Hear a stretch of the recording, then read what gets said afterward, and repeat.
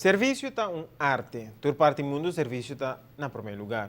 O Parlamento, junto com o governo, quer pôr mais ênfase nesse aspecto aqui. E atualmente, o que está importante para o governo realizar, que todo departamento do governo tem certo serviço que o governo só dura. Isso aqui está pondo que o serviço mestre está optimal para a comunidade.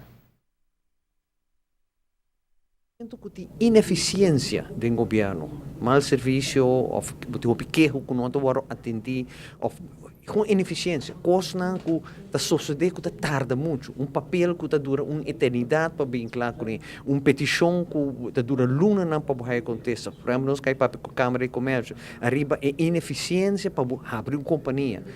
É coisa aqui está innecessário. É pressuposto destinado para serviço para o guarda manejar de uma mesma maneira. Tem diferentes aspectos que o governo pode aplicar. A comunidade de rua mestre começa a pensar em direção de automatização. Instrumento no governo usa automatização, internet, computer. Hoje em dia, praticamente tu tem internet na rua. Grupo percentagem basta a bom não tem. Vou por cambio esse.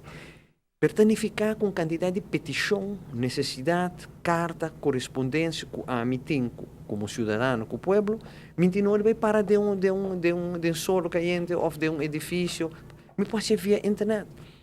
Hoje em dia, tem países, incluso Holanda, no mês, que botasse a aangifte de belasting via internet. Itu wordt regla via internet. Passou não tem boa informação, não gente novo, não tem boa informação. Abot doen boa informação não está processada, e fica o serviço também mais ligeiro, também mais eficiente, bom tem tardança com o papel de belastingdienst não tem montão de papel para atender papel de ano anterior. Eta benefício para o rende, para o governo, para o povo, serviço não também mais melhor, eta custa menos, ventajas só nós temos. A reorganização de aparato governamental tem seu benefício. O governo vai preparar um plano e apresentar isso aqui no parlamento.